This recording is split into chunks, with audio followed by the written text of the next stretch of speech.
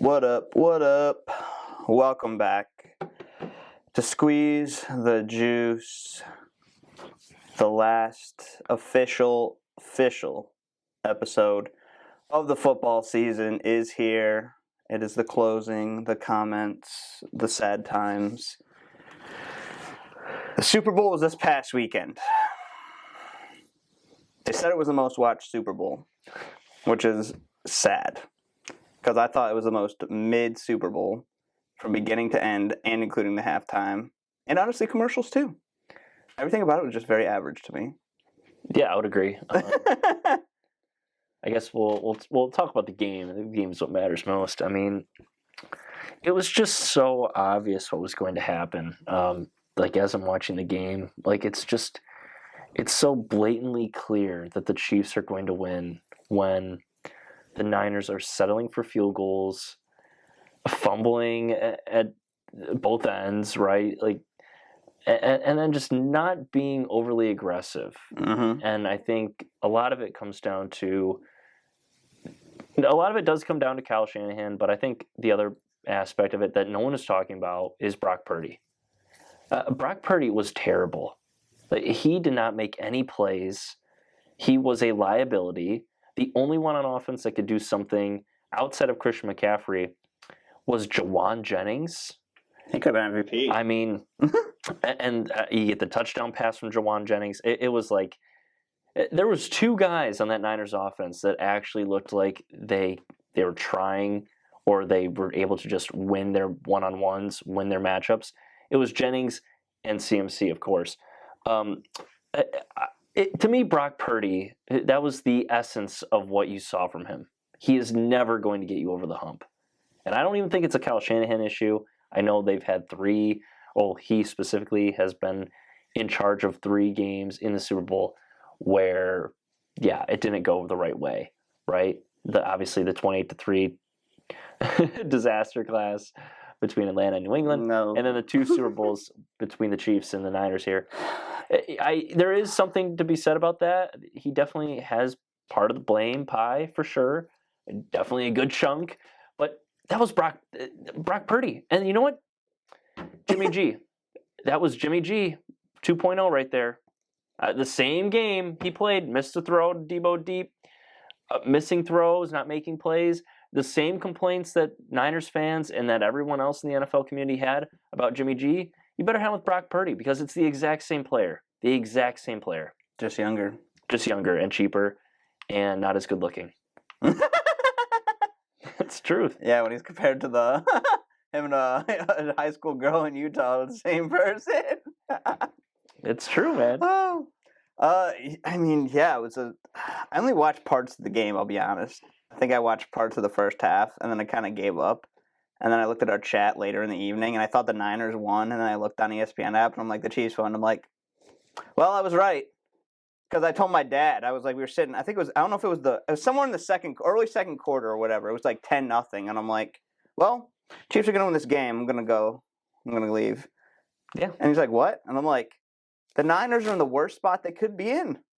The lead. The lead. That was the kind of game that they should have been able to control.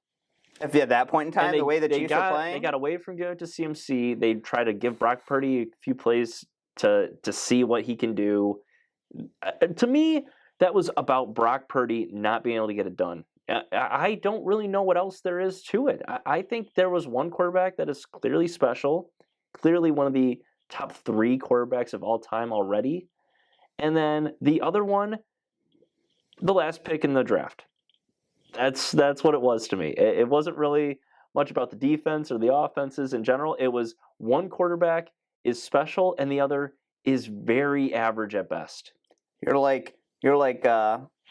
both basically playing their pick, right? Brock Purdy may be playing a little better than his pick, but they're still like playing up to, in a sense, the way they were drafted. In that game, that shows you the difference right there. In that game, absolutely. And it was just so predictable. And I think that's the part that gets me so angry is like they couldn't have scripted it any better. It's just I knew deep down in my gut that the Chiefs were probably going to win, but I put money on the Niners, thinking that, you know what, maybe I'm just overthinking it. Like maybe I'm just kind of like, of course it's Mahomes and the Chiefs, of course they're going to win, but I think I just got too in my head with this game. And ultimately, I should have just looked at the quarterbacks and said, one team has Mahomes and one team has Purdy, and that's why I'm going to go with Mahomes. And that's why we both agreed, though. I said if the end of the game comes down to the ball in Mahomes' hand or Purdy's hands, you win that game with Mahomes, you lose that game with Purdy, Yep. and that's exactly what happened. Yep. And it's, what, that one play too. The third down. The 3rd and 4. Mhm. I'm not playing to kick a field goal. But the fact, and it happened twice too, the fact that the Niners could not find a way to just counteract the blitz by giving it to McCaffrey, doing a delayed handoff, or not even delayed, just finding a run play that is kind of a blitz beater. You had 2 third downs late in the game where Spags sent the house, and you put it in Purdy's hands where he doesn't have any time to make a play. Give it to McCaffrey. Let him get 1, 2, 3, maybe even gets the first down, maybe he gets a touchdown, right? Let your best player make the play and then decide what you're going to do from there. Like if he doesn't get the first down, it's probably like, 4th and 3, 4th and 2. Go for it. Stop playing scared. And the one play that he didn't play scared, the 4th and 3 that they scored the touchdown on, the little out route to Kittle, that was what you needed to do more of to win that game. Way too often they settled for field goals. They were content with taking 3. They needed to be more aggressive. They needed to push their foot on the gas pedal a lot more, and they didn't. And that's where Shanahan, it's crazy to me, because in the Super Bowl against the Patriots, everyone ridiculed him because he wasn't conservative. He was the one being overly aggressive, putting Matt Ryan in passing situations when they probably should have ran the football, right? You get the big sack late in the 4th quarter, gives the ball back to Brady, they go and tie it, they win in overtime. People were screaming to just run the ball, take down more clock or kick a field goal. The sack takes him out of field goal range because he was trying to be aggressive and win the game with a first down, essentially ice it from there. In the 2 Super Bowls that followed, it is the complete opposite, where he is extremely passive, extremely cautious, and not willing to take major risks. And that is where I put the blame on Shanahan, too. I can't just put it all on Purdy. That's a Shanahan problem. There's a coach who's been disrespected for being too aggressive. Dan Campbell. He has been. I mean, people ridicule him for staying too his true decisions, to who he is. But the facts are, and the objective truth of it all is, he made the right calls. Just they weren't executed, right? The 4th and 2 play with Josh Reynolds, that play gets made 9 times out of 10, if not more. And the second one late in the game when they could have tied it, I was more so leaning towards a field goal to tie it, but I get it, because if you give the ball back to the Niners, there's no guarantee you're getting the ball back yourself. They could bleed the clock out and just kick a chip shot field goal. And at that point, you're not true to who you are, and you're not putting your team in the best position to win. Mm-hmm. So while the play didn't work out, and while me being like a bit more scared and a bit more passive as maybe a Shanahan would be, Dan Campbell's not that. And that's what I respect about it, is he's going to stay true to who he is, and he's not going to alter it unless the situation absolutely calls for it. There are moments when Shanahan could have altered his typical game plan and his typical strategy because Mahomes is on the other end of the field. That's Andy Reid. These guys don't go down easily. You have to give them 1, 2, 3, 4, 5, 6 knockout punches. You can't keep taking field goals. And that's where the Niners ultimately came short, is that they didn't make enough, they didn't take enough risks, and they didn't make enough big plays to win that game. And ultimately, that comes down to Purdy and Shanahan. I think those two, those are the faces of the loss for me. It's hard. Yeah, I mean, it's hard to disagree, right? I mean, the big discussion all week was if most people say, put some respect on Purdy's name. He got him here, but you want the most respect on your name, you win that game. Yeah, everyone. If he would have made just 1 or 2 plays, and they win that game, everyone is talking about how Purdy is the next Tom Brady, how he's absolutely how he's the narrative, the next overlooked guy, the next underdog, the story. Giant Slayer. He defeated Mahomes, exactly. He got it done when Jimmy G couldn't. Right, like that is why they went to Brock Purdy. That is why they moved off of Trey Lance, and ultimately. The narrative to me is he's never going to be able to do it. I just don't see the Niners ever winning a Super Bowl with Brock Purdy. After that game, I've seen enough. He's a great player, but he's not a difference maker. Because you know who's going to be in the Super Bowl any year the Niners are going to be in it for the foreseeable future? It's going to be Mahomes. It's going to be Josh Allen. It's going to be Joe Burrow. It's going to be C.J. Stroud maybe. Lamar if he's lucky. Every single quarterback that they play in the Super Bowl is going to be better than Brock Purdy. And ultimately, you can't really get over the hump when you're constantly outmatched that significantly in the quarterback department, right? If it's the Lions with Goff, to me, superstar QB, he's in that tier. He's in that class. He can compete with those guys. Brock Purdy can't, and I don't think he ever will. So to me, I'm not extending him. I'm not putting my eggs in the Brock Purdy basket. I'm just not. That game said enough for me. And I know they had a great season, the 1 seed. They got to the Super Bowl. There's something to be said for that. He was an MVP finalist. I don't care about that. In the biggest game, in the biggest moment, we saw who Brock Purdy was. And that's what he's always going to be. So he has, doesn't he still have, does he have 3 years on the contract or 4? I think he's eligible for an extension after next year. Yeah, because he'd have a 4th year. So obviously you're going to play it out with him. Yeah, and you'll see where it goes. And then you start looking around. I mean, when that contract comes up and you're like, do we want to pay Brock Purdy $45, $50 million? 40, 45. I don't know how much he would actually make, but it could be something like that. They're going to have some discussions, right? There's a lot of free agents leaving that team, but only I looked at the list. I'm like, I'll be real. 2 you need to keep. I was like, the rest of those guys can be replaced realistically. But right now, you got to handle some business with one key man, and that is Brandon Ayuk. Because he loves the Niners, and he loves being there, and he wants to stay, but he seems a little rattled right now. I just don't like his role. He doesn't get the volume. He's clearly the better receiver. He's the best receiver on that team by far. He's better than Deebo Samuel, but he just doesn't get the same work that Deebo gets. Ayuk gets open a ton. He makes all the catches. And physically, he's a monster. He's a beast. But still young, too. He's still young. He's 25. Still super young. But when you're not getting the production because the volume isn't there, I think you would want to be the number 1 somewhere on a team where he can be the main dog. He can be the top contributor.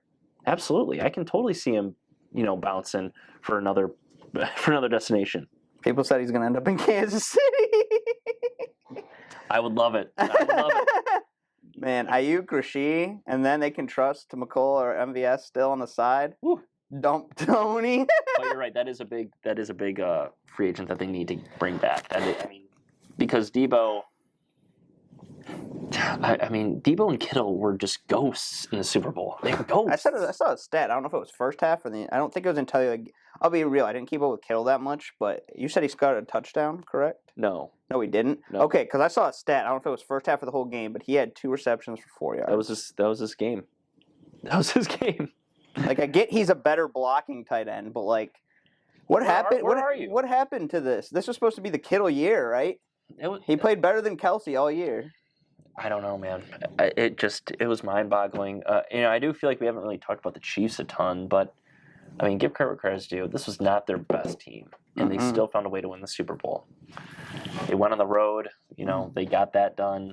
Yeah, I know. And the only one that appears that's still active in the NFL, the only one that appears to give Mahomes trouble is Burrow. So if Burrow's not in the game, I'm not sure who's beating the Chiefs when it comes to a playoff game. It'd have to be an absolutely perfect, non-mess up moment by Josh Allen and the Bills. Yeah. That's the only other option And the Bills, right now. the Bills had every opportunity to win the game that they had in the divisional round against the Chiefs too, and they choked. So really, to me, Could have been Bills-Niners. it would have been a great game. But to me, this was all in all a very. I thought the fourth quarter and the overtime was pretty exciting, but the lead up to that was very lackluster. And ultimately, this was just the Chiefs' year in a way in which, it wasn't the same dominance that we've seen from the Chiefs, right? I mean, their last loss, I think, was to the Raiders on Christmas Day. And at that point, I was saying, I think the Chiefs are cooked. Like, I'm not sure if this team is going to win a playoff game. Know. And they proved me wrong. They woke up, and Mahomes is an underdog. It's someplace you don't want to be. Yeah, people thought, oh no, he's the underdog. He's like, fine with me. I don't think he'll be an underdog in any of these games going forward if the Chiefs return, or I should say when they return, because it just appears inevitable at this point. A lot of big offseason changes for them too. What are they going to do with Chris Jones, L'Jarius Sneed? Are they going to address the wide receiver position again? A lot of talk around there. Do they need more O-line? Refresh that up. Right. So, Mike Dana is a free agent. Chris Jones is a free agent.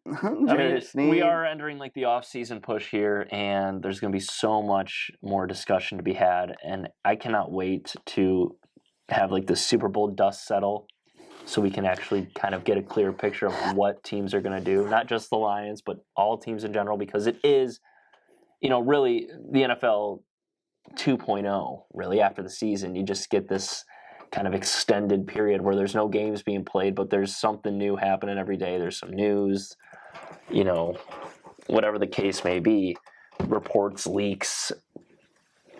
I saw this article the other day. It's always a fun time. I just want to go to this article.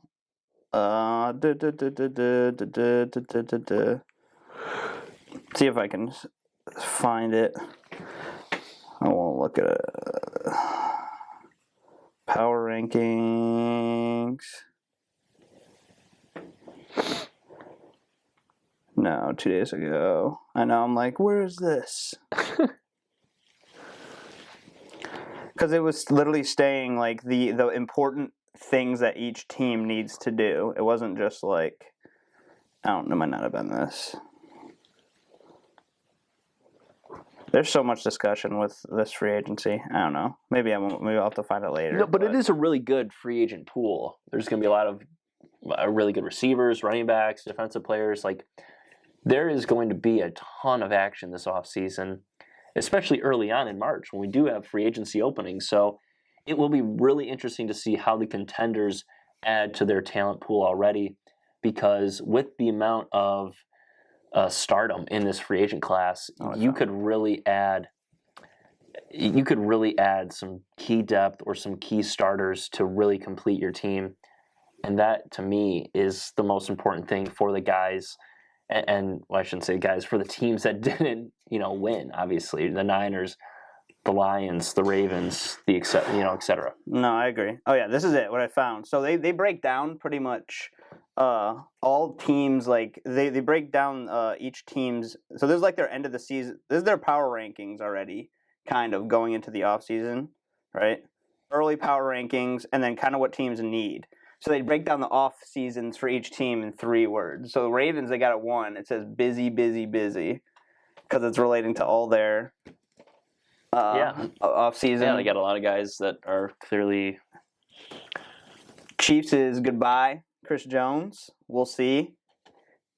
Keep Brandon Ayuk for the Niners. The Lions are at 4. Address the defense. Yeah. Key. Bills. Make smart decisions. I mean, it just goes on, and it's like the Dolphins at 6. Whoa, that's a little high for me. They got them at the Cowboys one more try. Isn't that the motto every year? Eagles is after the collapse. Houston's overturn the roster. Packers, another defensive coordinator. Cleveland, get Watson right. Yeah, that's big. Rams, add defensive talent. Sure. Bengals make receiver decisions. Yeah. They're probably going to tag Chase. Jags get offense rolling. They don't need to tag Jamar Chase yet. He's not. Or T, my bad. T. Higgins. Really? There were discussions that they might tag T. Higgins. Oof, I don't know. Tagging receivers risky because it's like $21 million that you got to pay up. True. Colts get down to business. Handle your business. Handle your business. The Bucks keep the momentum. Yeah. So probably sign your guys. They will have to get a new center with Jensen retiring. Jets get Rodgers help. The offensive line. I mean, we said at draft night the fact that they didn't go O-line and they went with Will McDonald. Not that Will McDonald's a bad player, but if they had an offensive lineman, they would have been set. And then you could have worried more about that now. Find a quarterback for the Steelers. Yeah, I'm not sure who that is going to be, but it'll be interesting to see. Seahawks, the McDonald era begins. I guess they're not too worried that they're in Seattle. Vikings decide on a quarterback. Bears, Justin or Caleb. Yeah, that's big. That's probably the biggest offseason. Maintaining status quo, which I don't agree. The Saints need to fix some stuff, not status quo. I mean, or just because they're maintaining being average, but they need to be better. It's tough when you're New Orleans and you've had all those contracts and all that money, and now you're kind of in this weird, gray area of, well, we aren't really bad enough to have a top pick, but we're not good enough to compete either. So they're kind of stuck. Broncos find a quarterback. Yep, I would agree. I love this first statement. They went all in on Russell 2 years ago by trading 5 draft picks and 3 starters and giving Wilson a 9-digit contract. That's where it all went wrong. Yep. Raiders running it back? Yeah, they need a quarterback, though. Yes, that is the discussion down here. They love Aiden O'Connell, but he's not the guy, right? And we'll see with the new GM and new head coach. Chargers salary cap. Yeah, I don't see them keeping Joey Bosa or Mike Williams. What about It's Khalil going to be Mack? Interesting. Khalil Mack, probably not either. I mean, they're going to have to let go of a ton of guys, a ton of big names. And, yeah, I could definitely see them kind of retooling this year and then going for it in 2025. Yeah. Get Herbert comfortable to being able to play better, too. I still think they can reach the playoffs with the team that they have, but they're going to have to get rid of some guys that, we know their names. Yeah, and a lot of discussions have linked Bosa and Khalil Mack actually to Detroit recently. We'll see how that goes. I don't know. Here, please. Falcons solve the quarterback. They're very similar to Vegas for me. I think talent on offense and some defensive players that I like, but you need to get a quarterback. I know. I trust Raheem Morris, and with the people they already have, you get a quarterback. Look out. We'll see what Raheem can do. I like Antonio Pierce a bit more, just because of the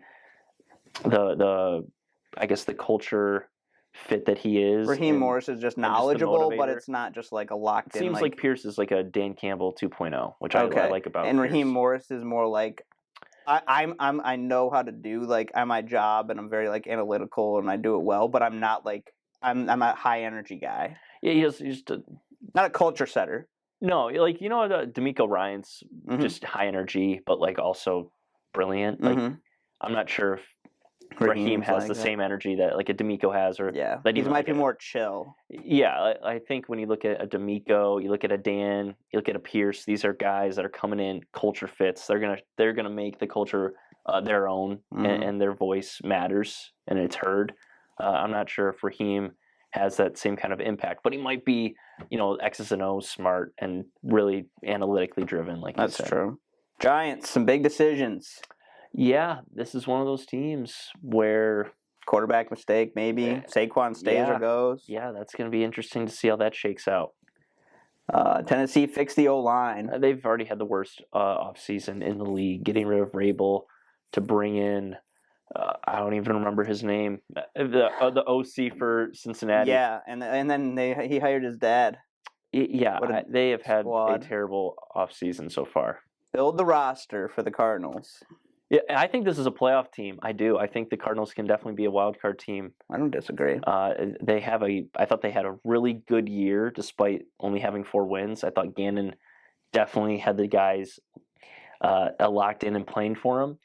And I liked what I saw from Kyler off the field. being more of the leader, being more of a grown up, I would say. They just need to build the roster, literally perfect, and they'll be right on track. Patriots, times are a changing. Yeah, they are. You like the Hightower sign? Yeah, the other day? that's great. But I don't like that we're thinking of trading the pick. There's a lot of rumors that the pick is being traded. I don't like that. I think you need to take a quarterback at 3 or trade for a quarterback. I'm not walking into next season with a veteran free agent quarterback or Mac Jones. I'm not. I'm taking someone that's young, whether it be Fields, train for Fields, or Drake May or Jane Daniels. I'm going for it. I'm not playing the bridge QB game. I'm just not. And then we got the Commanders, a new beginning. Yeah, we'll see what they do. And the Panthers, another coaching change, and there's just mayhem in the Carolina. I do like Dave Canales a lot, actually. What he did with Baker Mayfield was brilliant. So hopefully he can get Bryce Young protected. That's and use exactly him more. what it is. Hopefully he is able to get Bryce Young playing at a more competitive level. The issue is they have no picks, right? They gave him up for Bryce Young, so they won't be picking till the second round. And you got to be smart. Hopefully the GM can be helpful. I mean, it will be the first pick in the second round, so it's not like it's like horrible. The worst thing in the world. But at the same time, you could really use the worst team in the league by far, and you don't have the number 1 pick. You could really use a nice Joe Alt, Fashanu, or even a Marvin Harrison Jr. Yes, anything, right? Anything at this point that can help boost talent and morale. I mean, you add MHJ to that offense, and Bryce Young immediately has his Justin Jefferson, his Jamar Chase. I mean, that would do wonders for them because they really had nothing on the outside. I mean, Adam Thielen had a very inspiring year despite being 34, 35 now. Yeah, him up there. Chark wasn't going to do much. Hayden Hurst wasn't going to do much. And they do need, they need to refortify that O-line, but... Yeah, I Miles think Sanders. They need someone on the outside. They got to get Bryce some help. They got to get Bryce some help, but I don't know where you're going to get it. Well, we got a fully loaded off season coming our way. We do. We're going to take a break here for a bit before we jump into the madness of March, and then more off season. And then leading up to the draft, and we go from there. So yeah, lots ahead to look forward to for sure. And just one more time. With the Niners loss and the Chiefs win, Justin was 51, 49, and 5 on the year, and I was 55, 48, and 5 on the year in the NFL. So both of us finished positive, and overall, I would say we did quite well. I was up 7 units if you combine NFL and college, and I believe you were up, I think it was 9 or 10. Maybe more, maybe less. I'm not sure. In college, yeah, I'm not sure, but I know I had positive seasons both sides of the ball. Yeah, you did well. You did very well this year. Hats off to you. But it was a great year of football.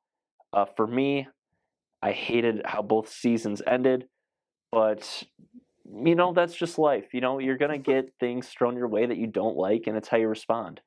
Absolutely. And how will the Michigan State Spartans respond to Michigan winning? How will the Lions respond to losing to the Niners and watching them choke against the Chiefs in the Super Bowl? Those are questions that will be answered this time next year. See you in the fall. But we'll see you in the fall football. Obviously, we got a ton of non-field stuff to get to. Well, the off season is among us.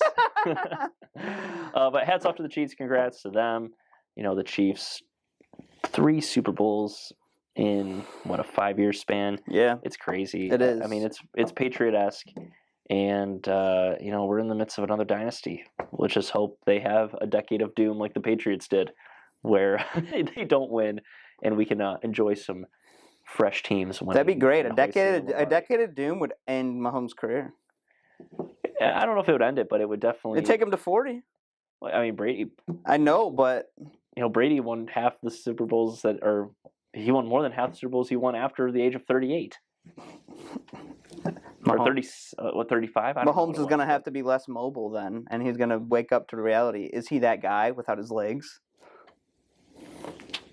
To be determined in 10 years. Yeah, we'll see. We'll see in a decade from now. But no, great season in both college and football. I agree. It sucks when the teams that you don't like win, but it does kind of Not for me. not for you, but when you're me, and that happens. It does suck. It puts a little bit of a bitter taste in your mouth, but at the same time, it's in the past. You can just look forward to the future, and we got some good football in the fall to get to with the off season, wedged in between. But I can't wait already.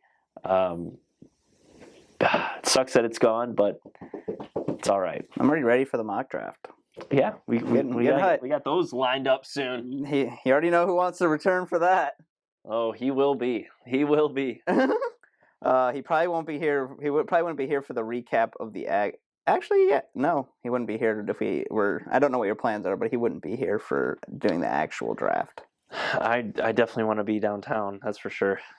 Which is easy. We can just recap like the weekend or whatever a couple days later. It's not a big deal. He won't be here, but isn't he going to be downtown? He's planning to be downtown Thursday and Friday. Okay. Yeah. I might be too. Who knows? Who knows what I got? And then he's leaving Saturday morning. Him, my sister are flying to Florida for the week. Oh, nice. So that's his vacay begins on draft day. That sounds awesome. That sounds awesome. So we'll see what happens with that. But yeah, for sure. Yeah, get excited. We'll be back in a couple weeks for March Madness and all the above. Golf for a hot minute if we do decide to do that again. Mock draft. Actual draft, and then summer's here. What the heck? That'll be crazy. Time's already flying. Yeah. It's about to be March soon. Yeah, February's short. We're almost halfway done February. It's a longer February, though. It's leap year. Yeah, but still. I know. It's a day. It's a day. March is so long. It's like 5 or 6 weeks. Yeah, March is a grind. March is a grind. Whatever. Easter's early this year. All right. We'll see you guys soon. Enjoy your time. Enjoy this month. Spring's coming. Peace.